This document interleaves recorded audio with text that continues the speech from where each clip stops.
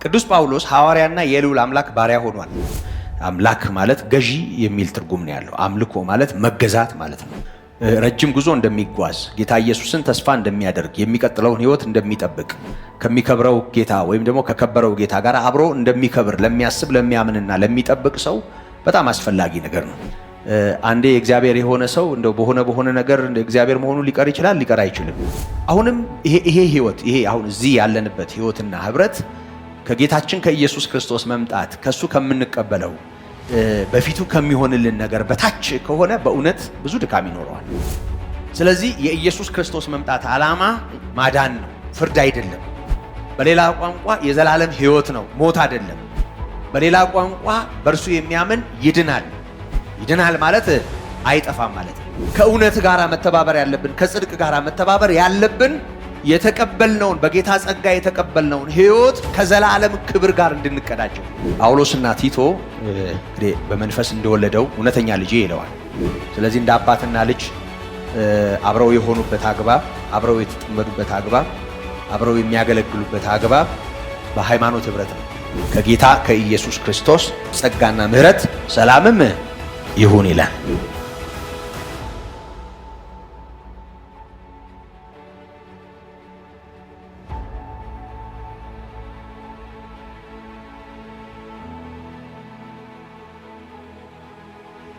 በስመ አብ ወወልድ መንፈስ ቅዱስ አሐዱ አምላክ አሜን።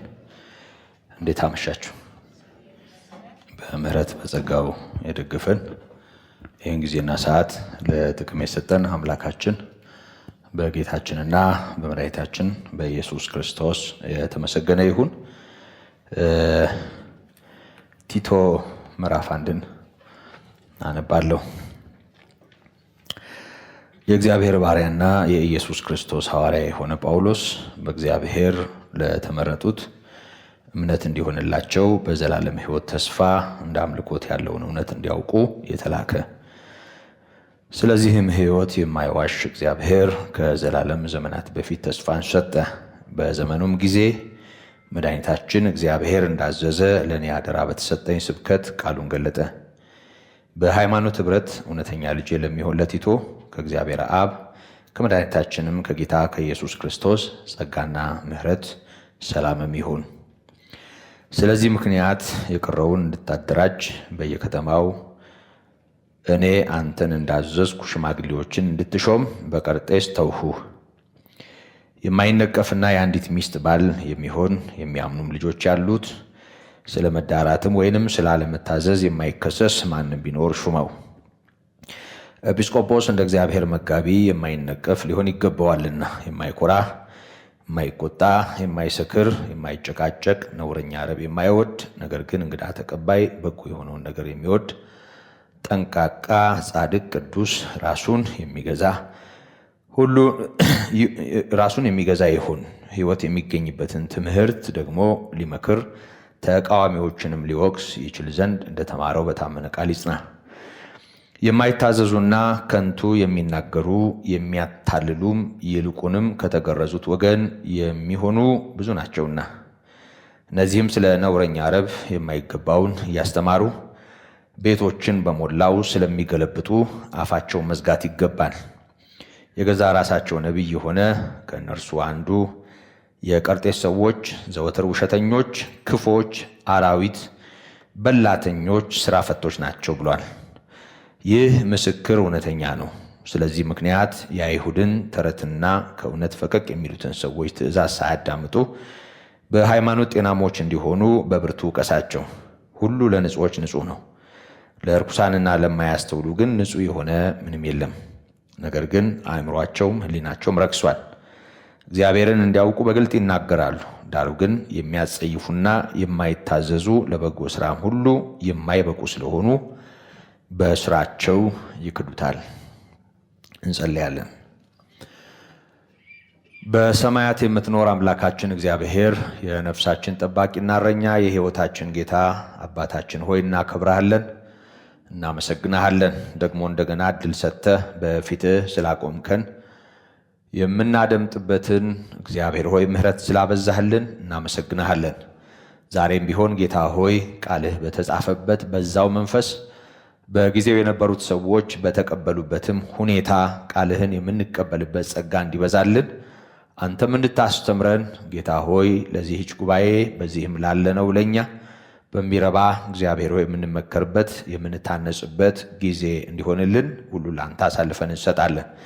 በዩቲዩብ ለሚከታተሉ በቴሌቪዥን ይሄን መርሃ ግብር ለሚከታተሉ ወይም ደግሞ ለሚያዩ ሁሉ አምላካችን ሆይ ጸጋን የሚያካፈሉበት አቤቱ ያንተን ሥራና አደራረግ የሚያስተውሉበት እንዲሆን በጌታችን በኢየሱስ ክርስቶስ ስም እንለምንሃለን። እግዚአብሔር ሆይ ሁሌም ስለምትረዳንና ይህን ስለምታደርግ እናመሰግንሃለን። ቅዱስና ሕያው የሆንክ አባታችን ልዑል እግዚአብሔር ቀሪውን ሰዓት ተረከብ። ከክፉ ሁሉ አድነን።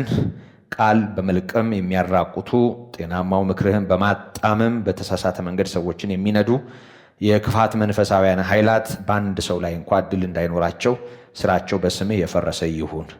አባቶ ያስተምረን፣ ጸጋ ይብዛልን። በኢየሱስ ክርስቶስ ስም አሜን።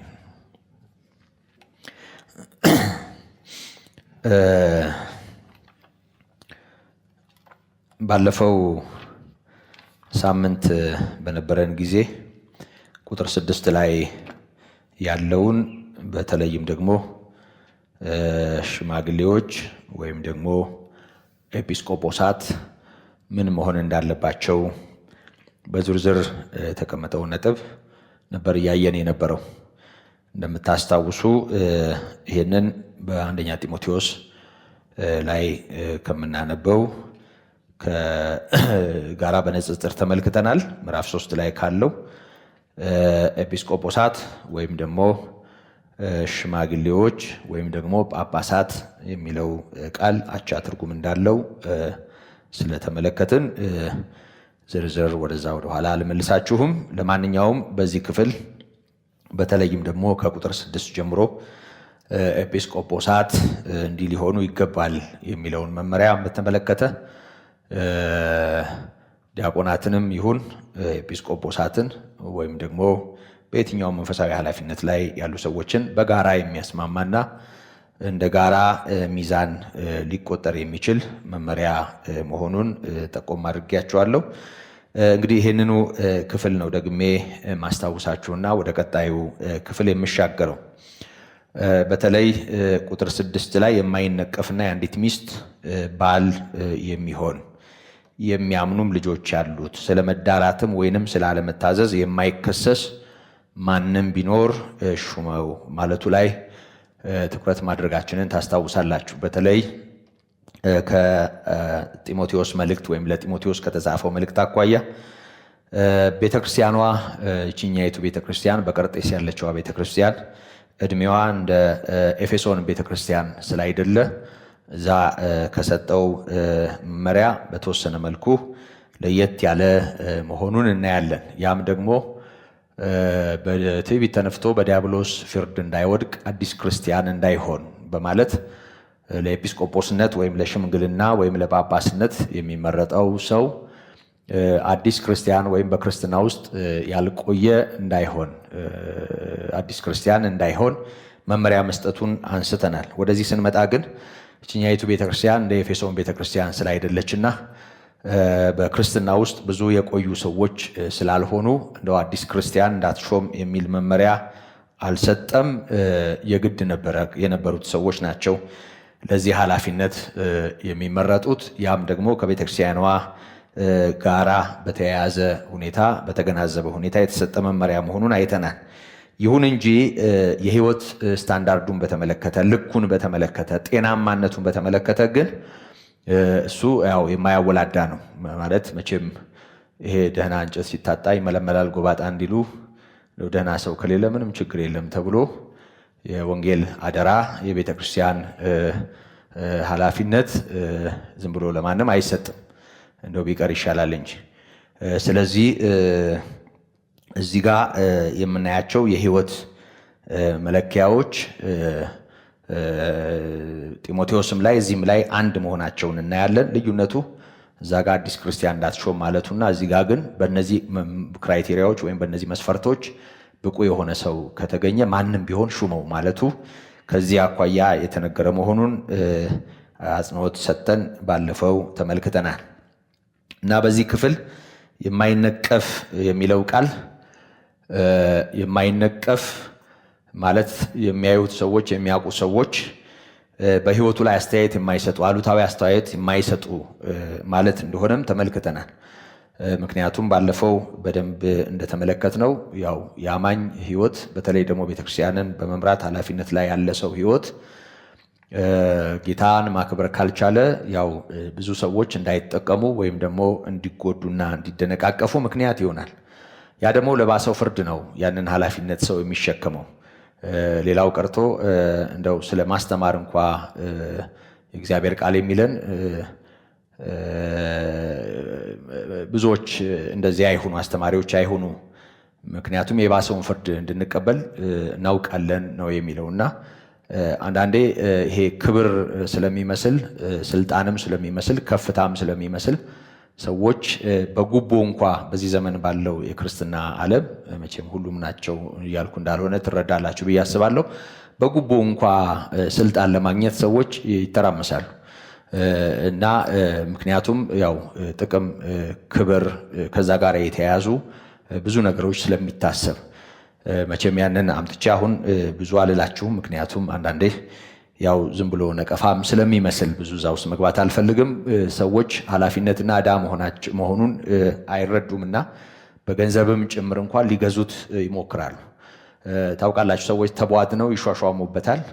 ሰዎች ተገባብዘው ይሿሿሙበታል። ሰዎች ጉቦም ሰጥተው ጭምር ይጳጳሱበታል። ይሄ ምንም ፀሐይ የሞቀው የምድራችን ታሪክ ነው እና ክብር ስለሚመስል ጥቅምም ስላለው ምድራዊ ጥቅምም ስላለው ነው። ግን ዕዳ እንደሆነ ያውም በጌታ ደም የሚለካ ዕዳ እንደሆነ እንዲህ አይነቱ ጋጠ ወጥ የሆነ መስመር የለቀቀ ጨርሶ ጨለምተኝነት ይቅርና ከዛ በተሻለው እንኳ የህይወት እውነት ውስጥ የሚኖሩ ሰዎች እጅግ በተሻለ ለኃላፊነቱ በሚመጥን መስፈርት ወደ አገልግሎቱ መምጣት እንደሚገባቸው ይናገራል። ስለዚህ የማይነቀፍ የሚለው ቃል ምን ማለት እንደሆነ ተመልክተናል። የአንዲት ሚስት ባል የሆነ ይላል። ይሄ አንደኛ ጢሞቴዎስ ምዕራፍ 3 ቁጥር 3 ላይ በዚሁ ሁኔታ የተገለጠ ነው። ባለፈው እንዳነሳ ነው እዛም ላይ በዝርዝር ተናግሯል። የራሱን ቤተሰቡ በስርዓት የማያስተዳድር ከሆነ እንዴት የክርስቶስን ቤተክርስቲያን ሊመራ ይችላል የሚል አጽንኦት ይሰጣል። ምክንያቱም የቤተክርስቲያን ህይወት ቀላል ስላልሆነ ለቤተክርስቲያን በበጎ ምሳሌ መሪ ሆኖ ለመገኘት የራሱ ህይወት እንደ ሚዛን መለካት አለበት። ስለዚህ ቤተክርስቲያንን እንዴት ሊመራ ይችላል በዚህ ነገር የጎደለ ሰው ከሆነ የሚል ጥያቄ ማንሳቱን ተመልክተናል። ከዚህ ጋር ባለፈው ሰውጣ እንደውም አንድ እናት ነበሩ፣ እዚህ ዛሬ የሉም። ጥያቄ ጠይቀውኛል።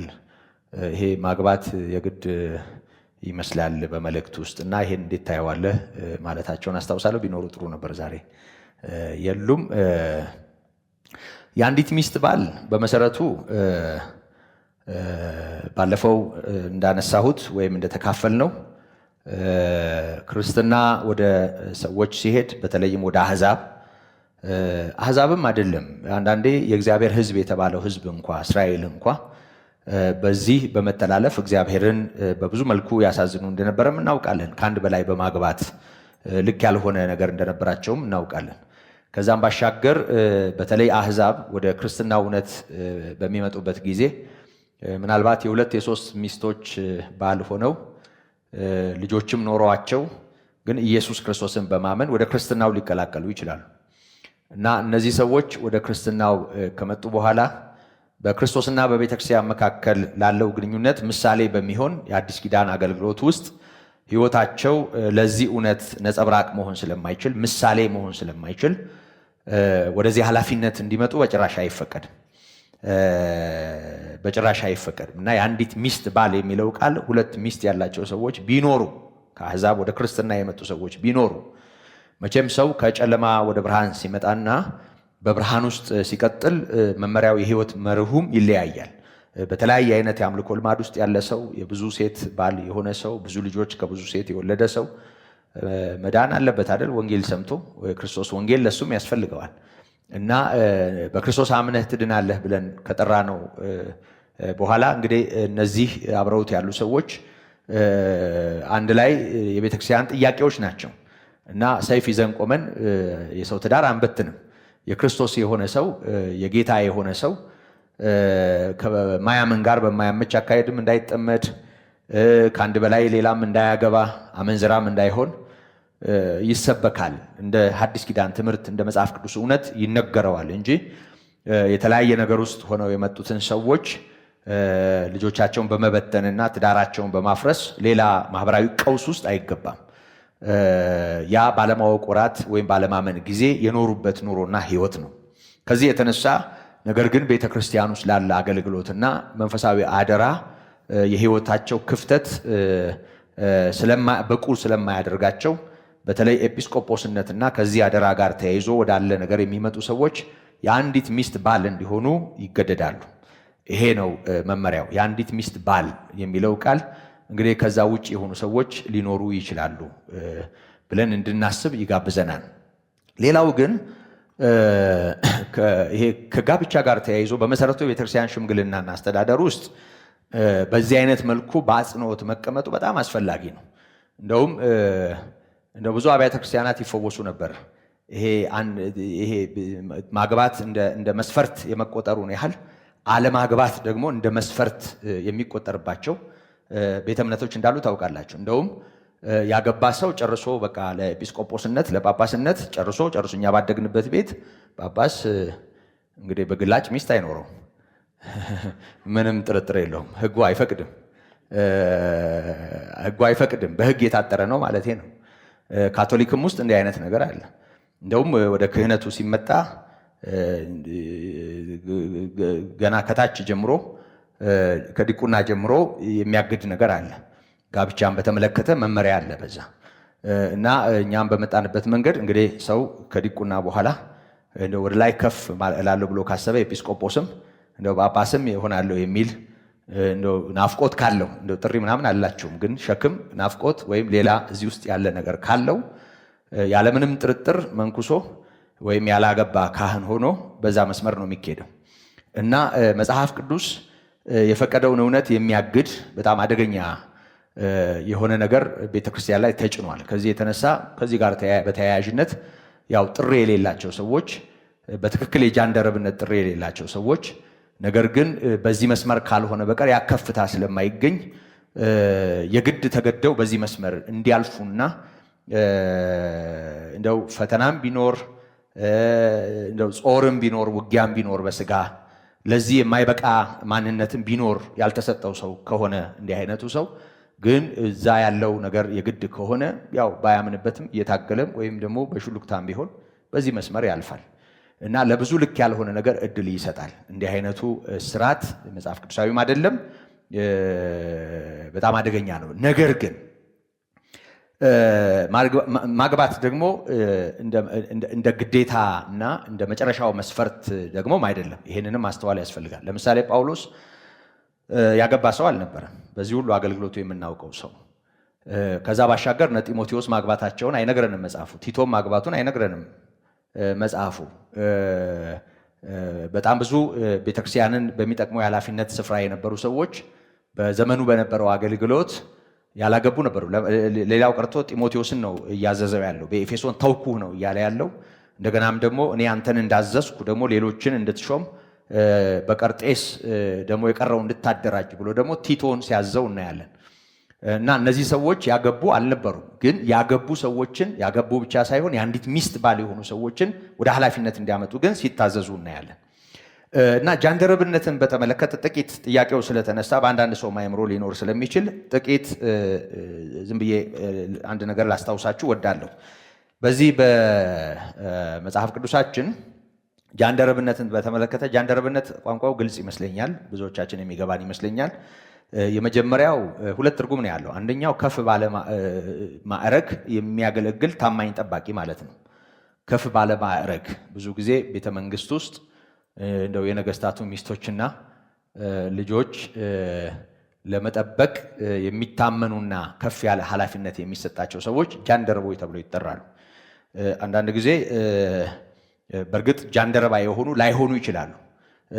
ግን በታማኝነታቸውና በተለያየ ሁኔታ ያንን ስፍራ ሊያገኙትና በዛ አይነት ሁኔታ ባለ አደራ ሊሆኑ ይችላሉ። ከዛ ባሻገር ግን ጃንደረበኝነት ሌላኛው ትርጉሙ ስልብ ማለት ነው። የመራቢያ አካል የሌለው በተለያየ ምክንያት ማግባት የማይችል ማለት ነው። በተለያየ ምክንያት ሊሆን ይችላል። አንዳንዱ በተፈጥሮ ያው ልክ እንደማንኛውም ዲፎልት እንደማንኛውም የአካል ወይም የጤና ችግር በዚህ አይነት ሁኔታ ጃንደረባ ሆኖ የሚወለድ ሰው ሊኖር ይችላል።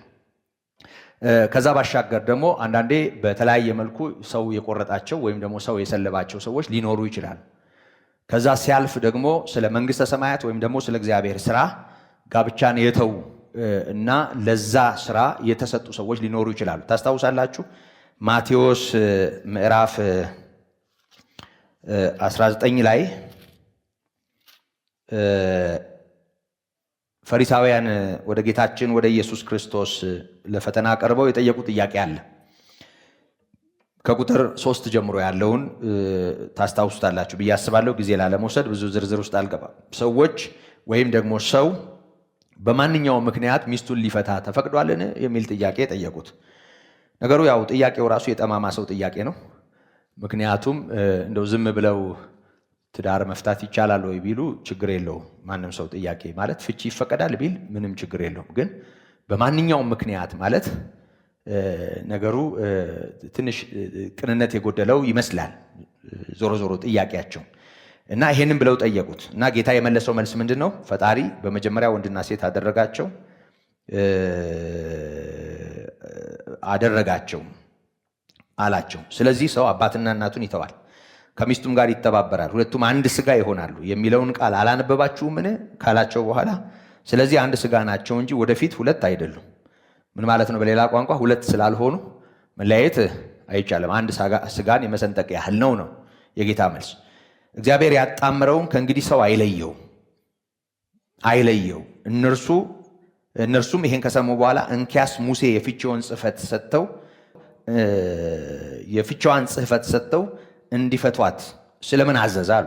ማለት መፍታት ከፈለገ ያው ደብዳቤ ጻፍላት፣ ፈቅዶ እንደፈታት ሄዳ ሌላ ብታገባ ወይም ደግሞ ሌሎች ሰዎች ያው በሕይወቷ ላይ እንዳይነሱ ደብዳቤ ይጻፍላት፣ በቃ ፈትቻታለሁ ፈቅጄ ብሎ ደብዳቤ ይጻፍላት ብሏል ሙሴ።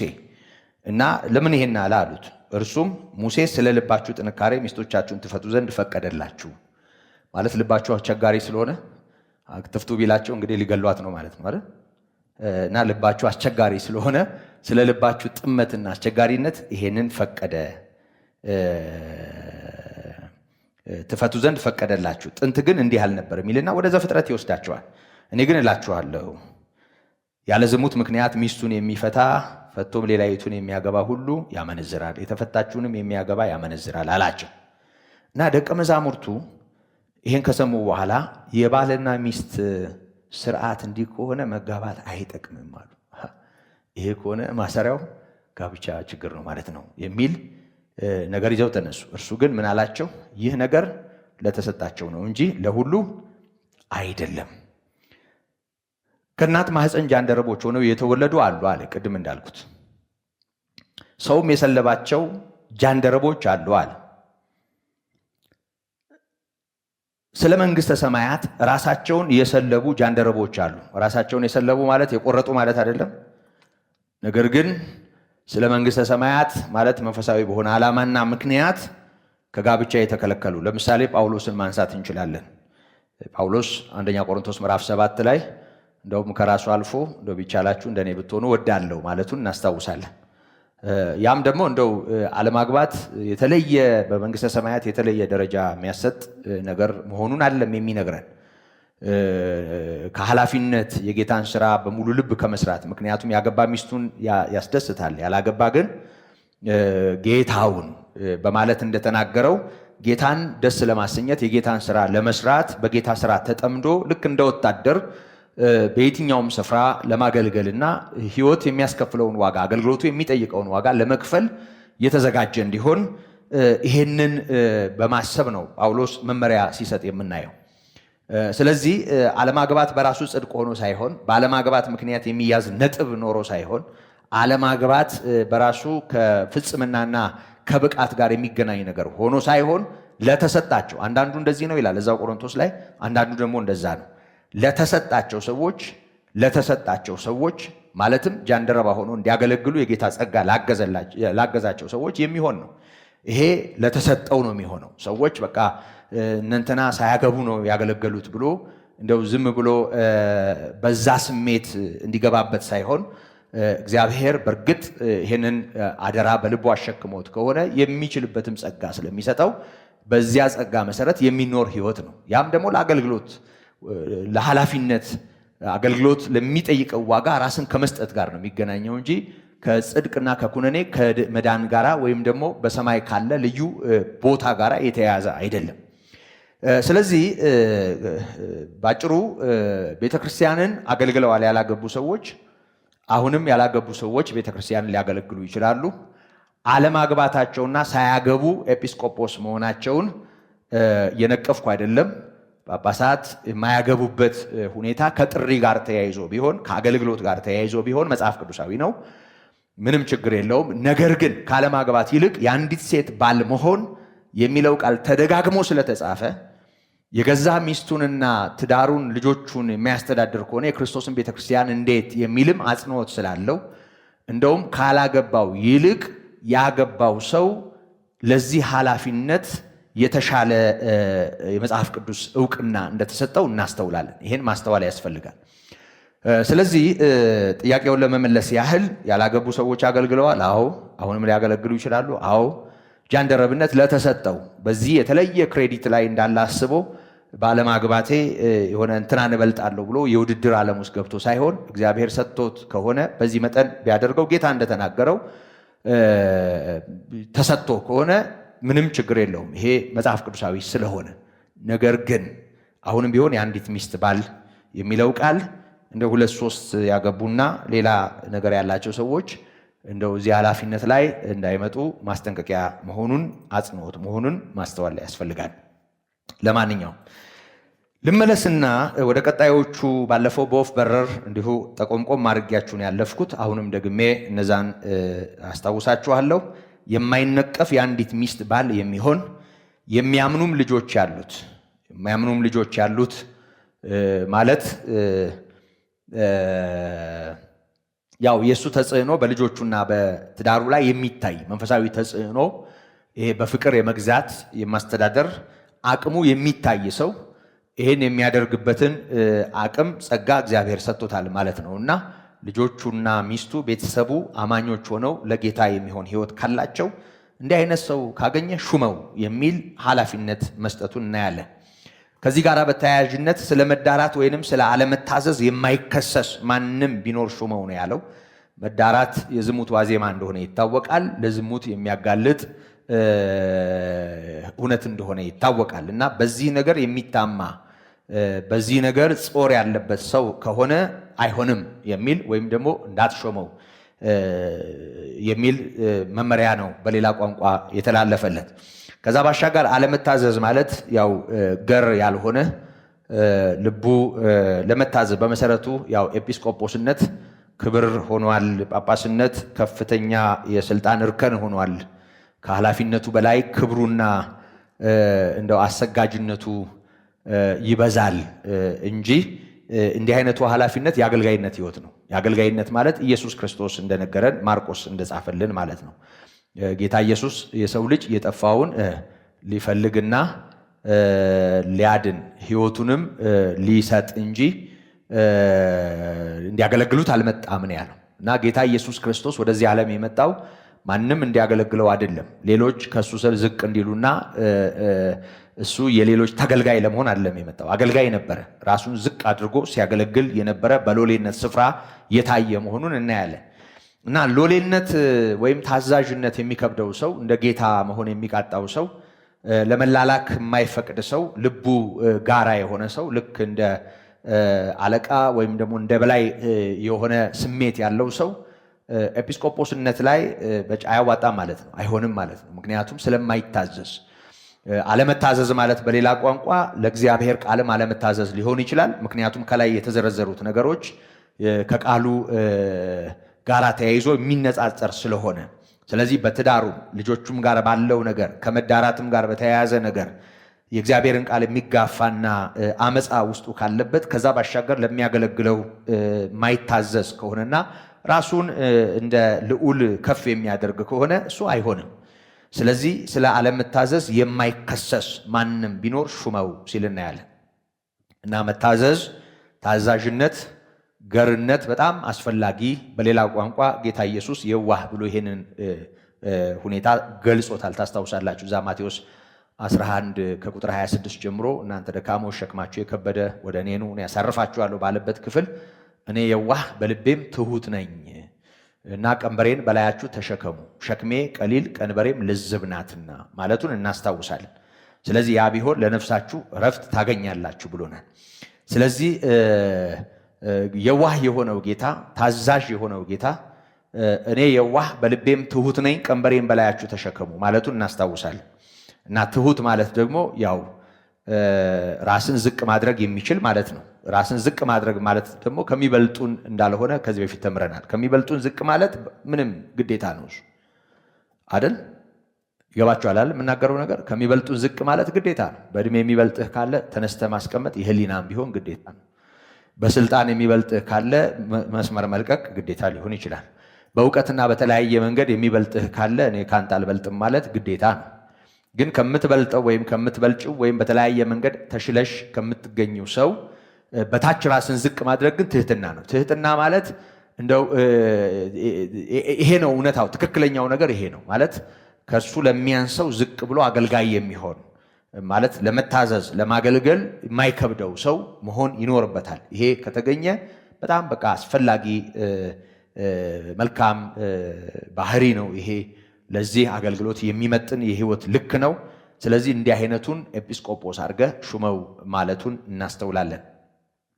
ከዛ ባሻገር አሁንም ይደግመዋል። እንደ እግዚአብሔር መጋቢ የማይነቀፍ ሊሆን ይገባዋል ይላል።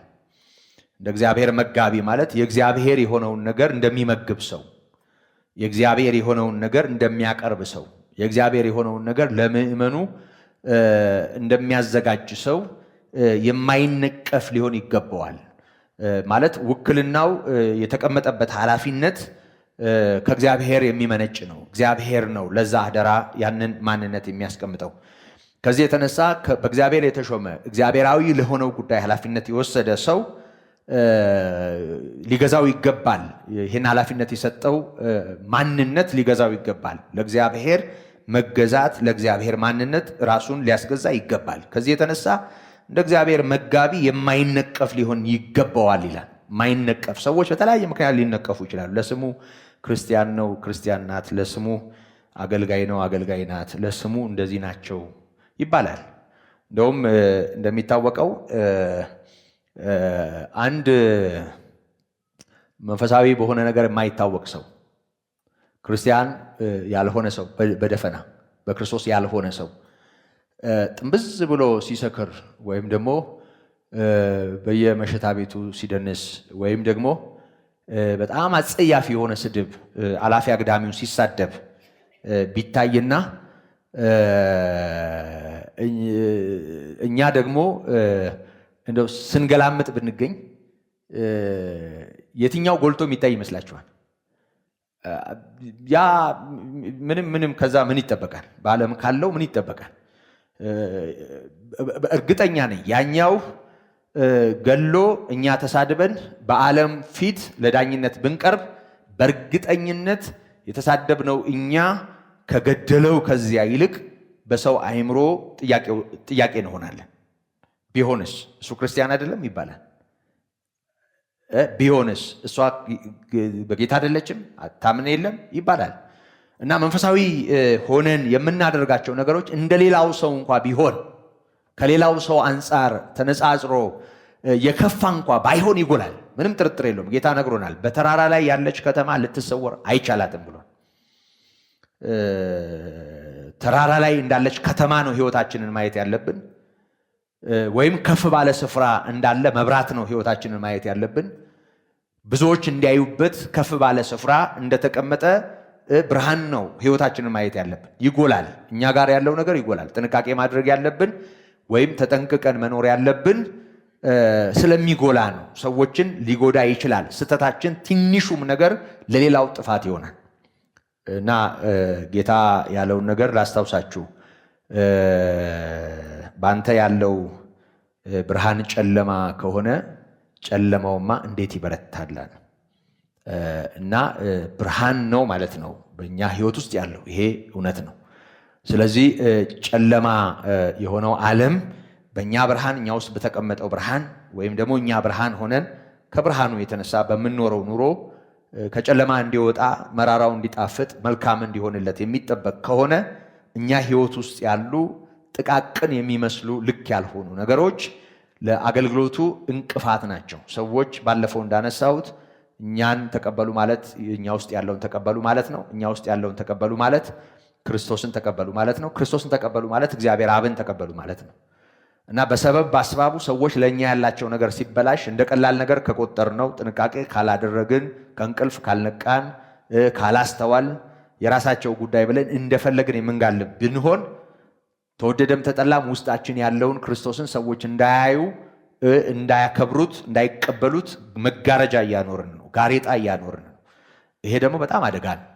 ስለዚህ አንድ አገልጋይ ኤጲስቆጶስ ሊሆን የተገባው አገልጋይ እንደ እግዚአብሔር መጋቢ የማይነቀፍ ሊሆን ይገባዋል።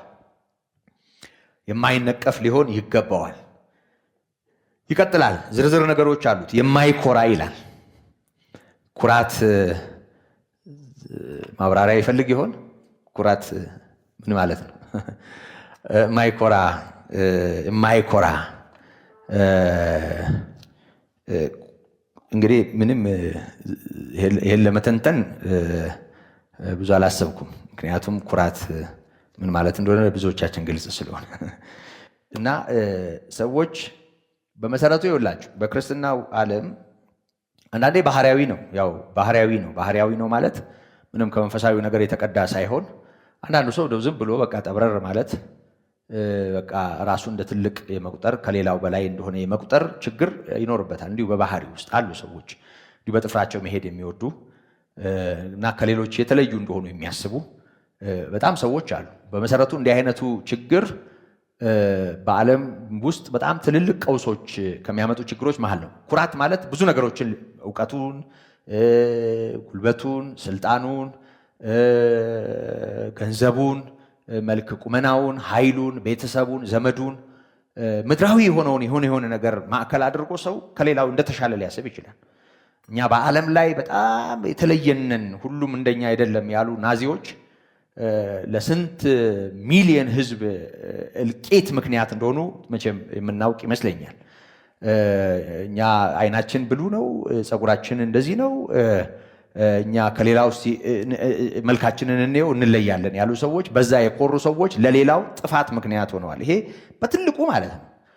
ከዛ ባሻገር ምንም ይሄ ጥቃቅን የሚመስል ዝም ብሎ መታበዮች፣ ጥቃቅን የሚመስል ከፍታዎች ይኖራሉ። በመሰረቱ ጳውሎስ እንዲህ አይነቱን ነገር በተመለከተ በዚህ በሮሜ መልእክቱ ምዕራፍ 12 በተለይ የጸጋ ስጦታዎችን በተመለከተ በተናገረበት ወይም ደግሞ በጻፈበት ክፍል ያስቀመጠውን ነገር ባስታውሳችሁ ደስ ይለኛል። እንደዚህ ይላል፣ ለእያንዳንዱ እግዚአብሔር ለእያንዳንዱ የእምነትን መጠን እንዳካፈለው እንደ ባለ አእምሮ እንዲያስብ እንጂ ማሰብ ከሚገባው አልፎ በትዕቢት እንዳያስብ በመካከላችሁ ላለው ለእያንዳንዱ በተሰጠኝ ጸጋ እናገራለሁ ይላል። ለእያንዳንዱ የእምነትን መጠን እንዳካፈለው እንደ ባለ አእምሮ እንዲያስብ እንጂ ማሰብ ከሚገባው አልፎ በትዕቢት እንዳያስብ። በመሰረቱ ኩራት ትዕቢት የሚወልደው ሊሆን ይችላል። ትዕቢት የሚወልደው አዎንታዊ አይደለም። ኩራት እዚህ ውስጥ ትምክህት ከሚለው ይለያል። ትምክህት አዎንታዊም አሉታዊም ሊሆን ይችላል። ለምሳሌ የሚመካ ቢኖር በእግዚአብሔር ይመካ የሚለው ቃል በእግዚአብሔር መመካት አዎንታዊ ነው፣ ምንም ጥርጥር የለውም።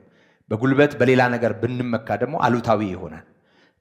እንደው ኩራትም የሚለውን ቃል ከዚህ ጋር ስናነጻጽረው እሱ ለየት ይላል። ዝም ብሎ ከፍ ከፍ ማለት ነው። ያ ዝቅ ማለት መታዘዝ የሚከብደው ሊሆን ይችላል። የሚኮራ ሰው እንደዚህ አይነት ሊሆን ይችላል። ጳውሎስ እዚህ ቆሮንቶስ መልእክት ላይ ያልተቀበልከው ምን አለ ካለ በኋላ ተቀብለህ ከሆነ እንዳልተቀበለ ለምን ትመካለህ ይላል። በመሰረቱ ቤተክርስቲያን ውስጥ የሚደረገው ነገር ጠቅላላ ከእግዚአብሔር ጸጋ ውጪ መታሰብ የለበትም።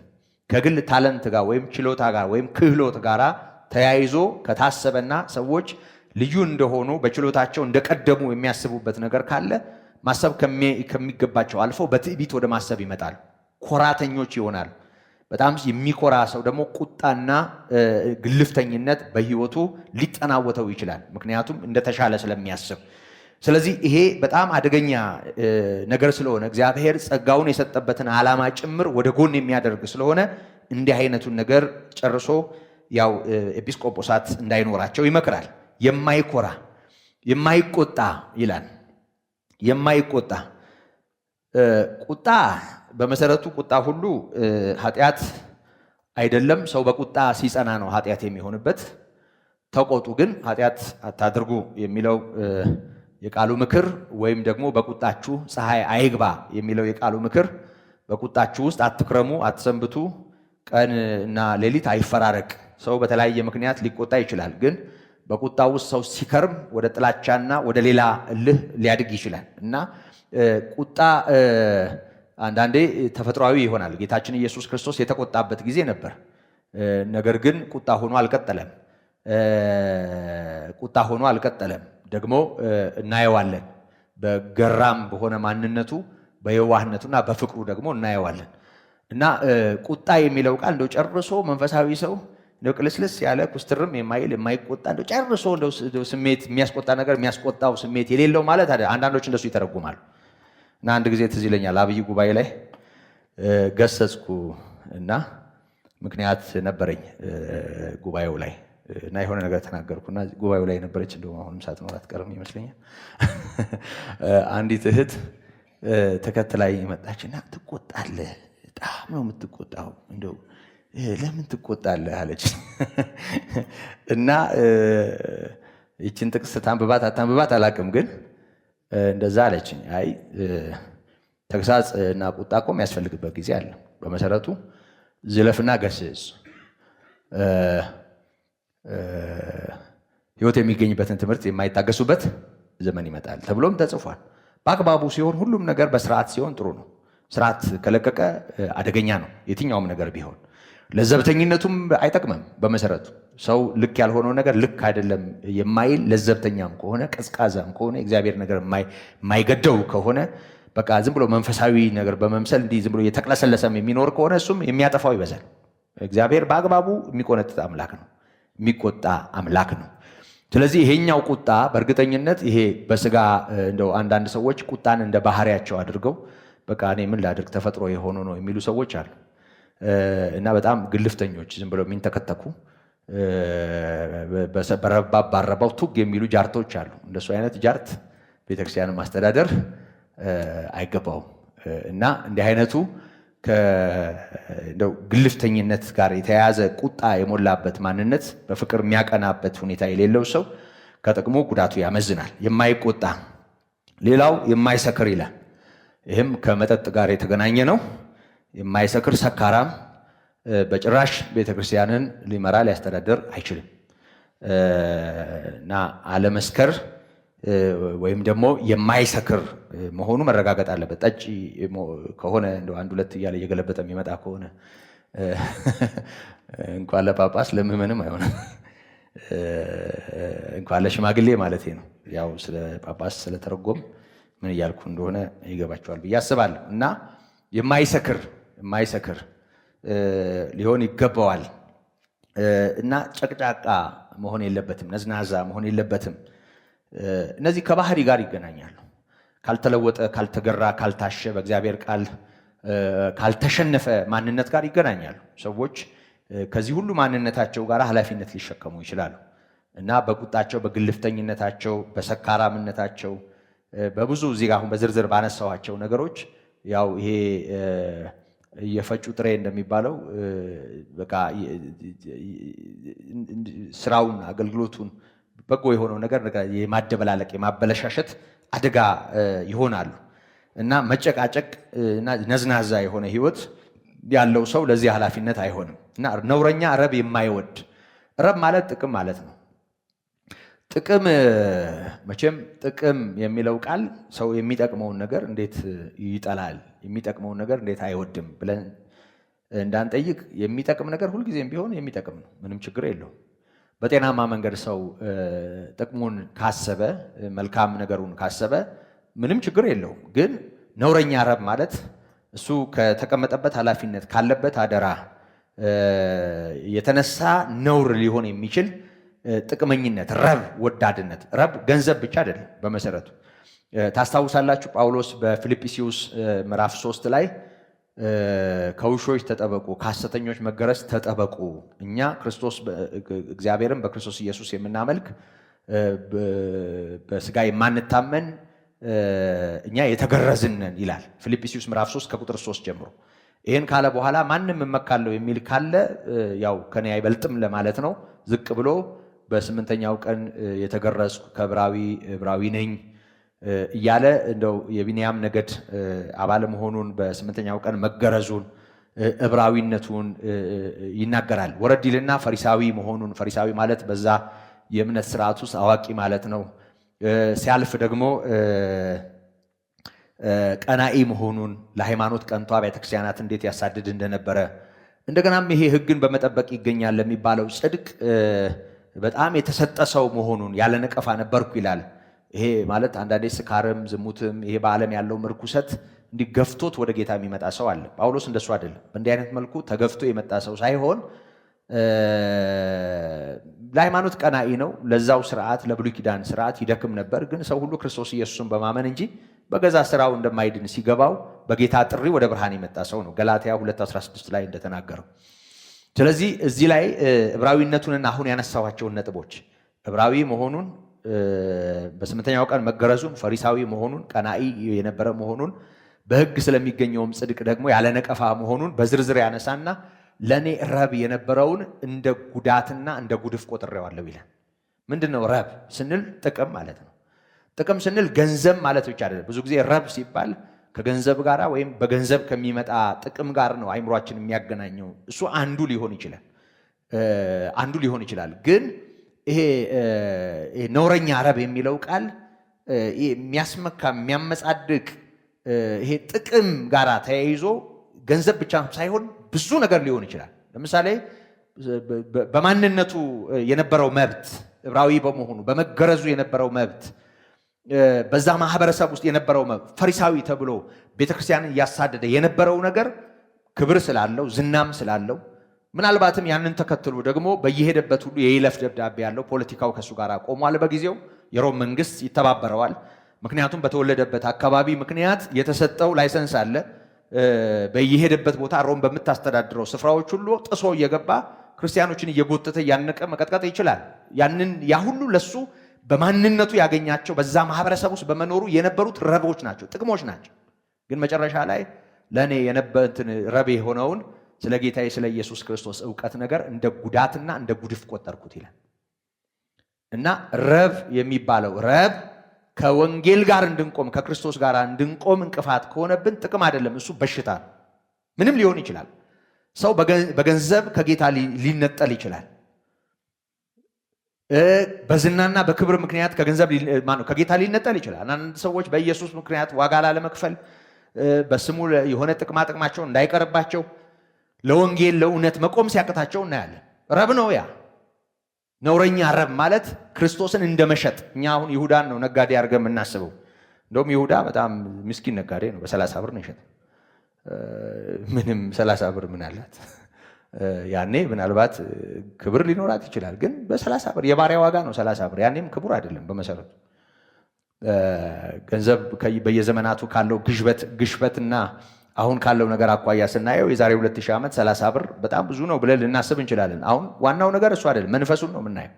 እና ጌታን የሚያህል ነገር በገንዘብ ነው ለመለወጥ የተነሳው። 30 ብር አሁን 30 ብር አለ ጌታ ኢየሱስ በሚሊዮኖች የሚያወጣ ነው። ገንዘብ ክብር ይሆናል፣ እንጀራ ይሆናል። ያውም ልክ ባልሆነ መልኩ ብዙዎችን ለማታለል፣ ለማጭበርበር፣ የብዙዎችን ሕይወት፣ ኑሮ፣ ትዳር ለመመዝበር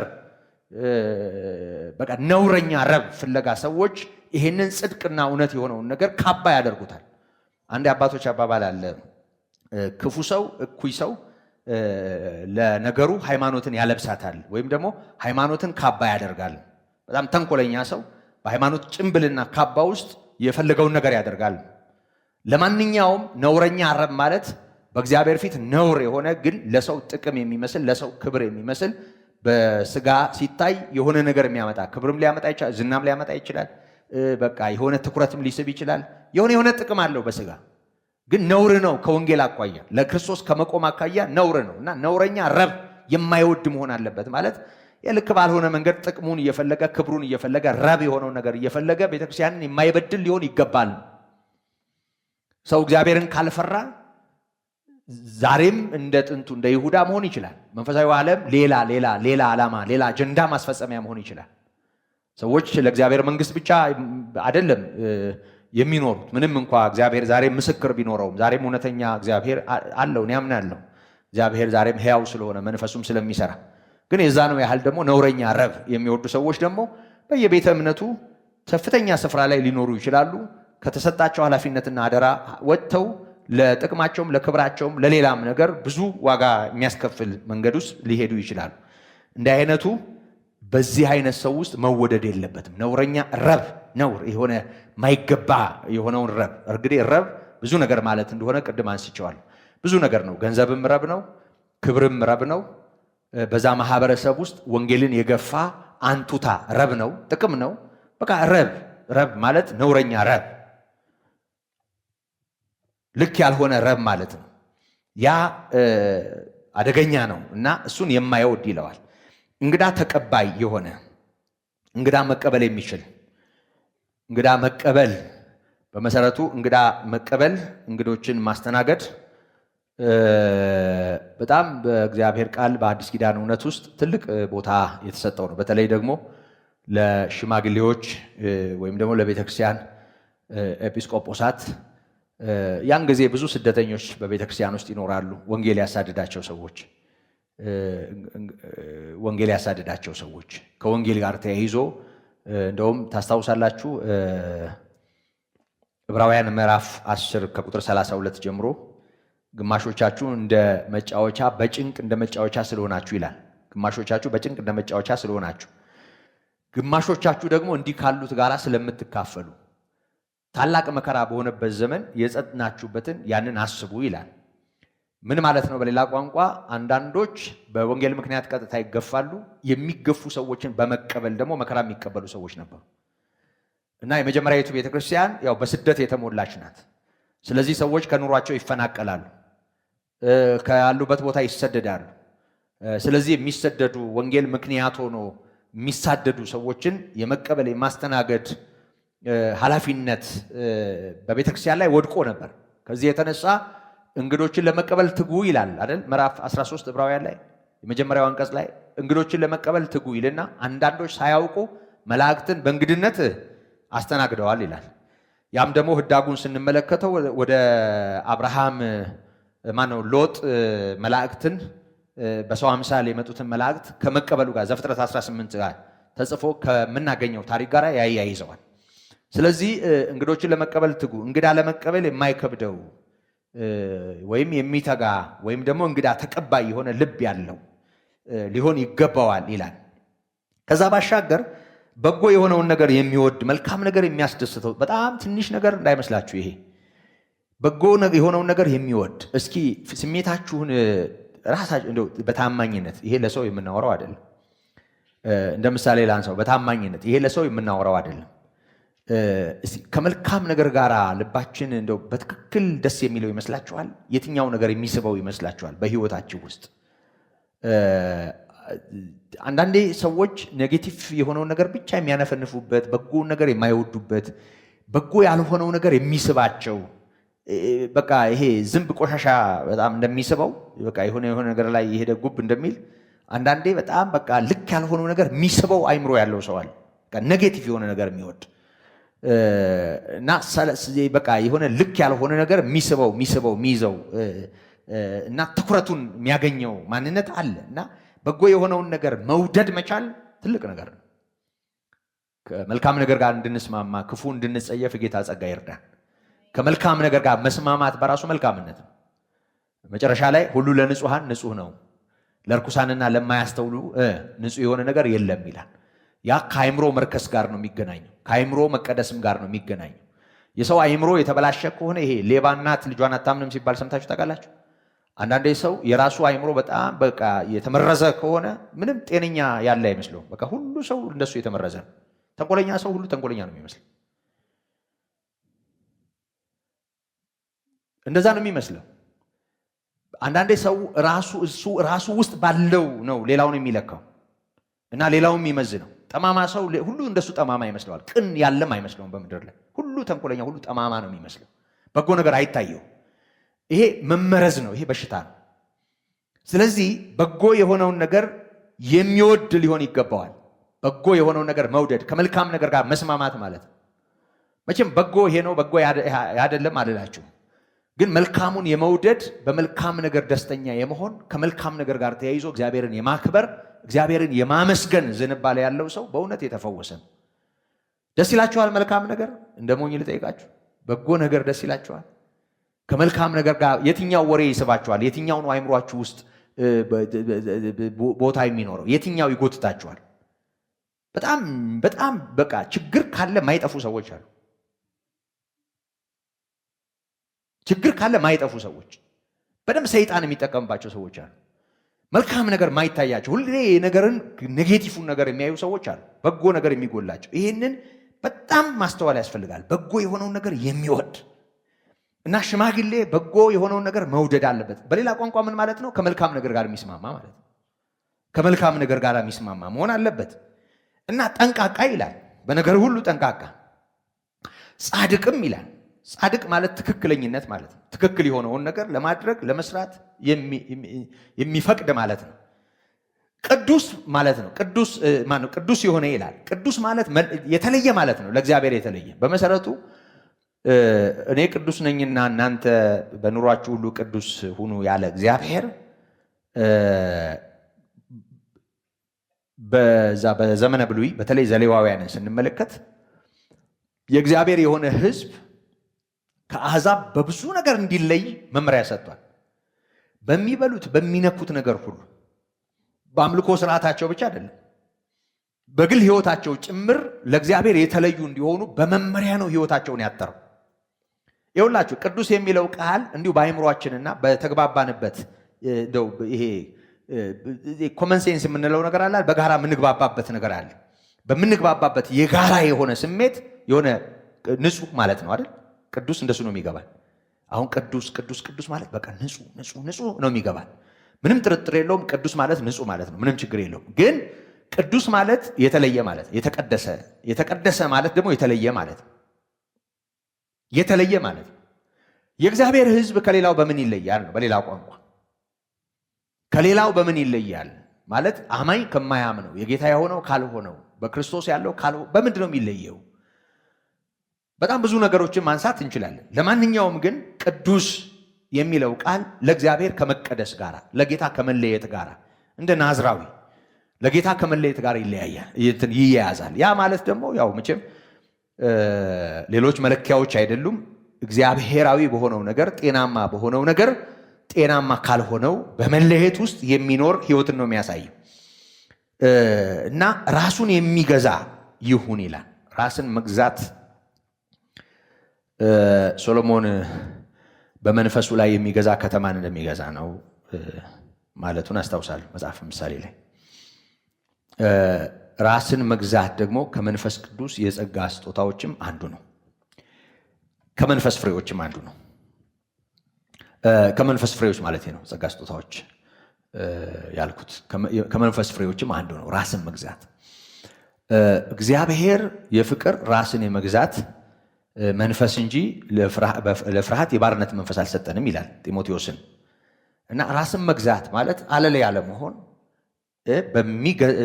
ራስን እንድንገዛ በሚያግዘን በእግዚአብሔር መንፈስ ጤናማ የሆነውን ነገር ለይተን ራሳችንን ገዝተን መኖር ማለት ነው። ራሱን የሚገዛ የሚለው ቃል በቃ ለእግዚአብሔር እውነት ራስን የሚያስገዛ ማለት ነው። ለዚህ ደግሞ የእግዚአብሔር መንፈስ ያግዘዋል። እንደ ዓለም በዓለም እንዳሉቱ በሁሉ ነገር መደደያ አይሆንም የእግዚአብሔር ሰው። ራሳችንን መግዛት በመሰረቱ የእግዚአብሔር ጸጋ በእኛ ህይወት ውስጥ ከሚሰራቸው ስራዎች መሃል ነው። የመንፈስ ቅዱስ ፍሬም ጭምር ነው። እዛ ገላትያ ምዕራፍ 5 ላይ የመንፈስ ፍሬዎች ተብለው ከተዘረዘሩት ነገሮች አንዱ ራስን መግዛት ነው። ራስን መግዛት፣ ራስን የመግዛት መንፈስ፣ የፍቅር መንፈስ፣ የኃይል መንፈስ እግዚአብሔር በእኛ ውስጥ አኑሯል እንጂ ለፍርሃት የባርነት መንፈስ በጭራሽ እግዚአብሔር አልሰጠንም። ስለዚህ ራስን መግዛት ማለት ብዙ ጊዜ ስጋ እንደሚፈልገው፣ ምኞታችን እንደሚፈልገው፣ ስሜታችን እንደሚፈልገው፣ የተለያዩ ሁኔታዎቻችን እንደሚፈልጉት ሳይሆን እንደ እግዚአብሔር ቃል ለመሆን እንደ ልጓም ራስን መግዛት በሚባለው ማሰሪያ ከእግዚአብሔር ጋር መስማማት ማለት እንጂ ሰው ዝም ብሎ የሚፈልገውን ከሆነ እንደሚፈልገው ለመሆን ራሱን አሳልፎ ከሰጠ፣ ራሱን የማይገዛ ከሆነ፣ ለእግዚአብሔር ቃል ራሱን የማያስገዛ ከሆነ ይሄንን ከመዳራት ጋር፣ ይሄንን ከዝሙት ጋር፣ ይሄንን ከስካር ጋር፣ ይሄንን ከቁጣ ጋር፣ ይሄንን ከኩራት ጋር፣ ይሄንን ከላይ ባየናቸው ጉዳዮች ሁሉ ጋር ልናያይዘው እንችላለን። ነውረኛ አረብ ከመውደድ ቆጠብ ካለ ማለት ጋር ጥቅምና የሆነ ነገር የሚገኝበት መስሎ ከታየው ሰው ክብሩንም ጥሎ በዛ አቅጣጫ ሊሄድ ይችላል። ከዚህ ሁሉ ነገር ገታ ማለት የእግዚአብሔር እውነት ልጓም ሆኖን በእግዚአብሔር ጸጋ ተደግፈን ራሳችንን አስገዝተን የምንኖረው ኑሮ እሱ ነው ራስን መግዛት የሚባል። ራስን መግዛት፣ ራስን መቆጣጠር እንደማለት ነው። በጌታ ጸጋ ሆኖ ራስን መግታት፣ ማቆም። እግዚአብሔር ይህንን ጸጋ በቤተ ክርስቲያን አኑሯል በመንፈስ ቅዱስ በኩል። ስለዚህ ጠንቃቃ፣ ጻድቅ፣ ቅዱስ ራሱን የሚገዛ ይሁን እና በዚህ መለኪያ ውስጥ ሕይወት የሚገኝበትን ትምህርት ደግሞ ሊመክር ተቃዋሚዎችንም ሊወቅስ ይችል ዘንድ እንደተማረው በታመነ ቃል ይጽና ይላል። እንግዲህ እንዲህ ኤጲስቆጶስ እንዲሆን ኃላፊነት የሚሰጠው ሰው ሕይወት የሚገኝበትን ትምህርት ማካፈል የሚችል እና ተቃዋሚ የሆኑ የወንጌል እውነት ተቃዋሚ የሆኑ የጌታን ትምህርት የሚገፉ ሰዎችን በተመለከተ ደግሞ የመውቀስ አቅም በመሰረቱ ይውላችሁ ከላይ ያየናቸው ነገሮች ካሉት ሰው ለመውቀስም ለመገሰጽም ለመቆጣትም በስርዓት ሰዎችን ስርዓት ለማስያዝም አቅም ይኖረዋል። አለበለዚያ ግን ጉልበት ያጣል፣ አቅም አይኖረውም።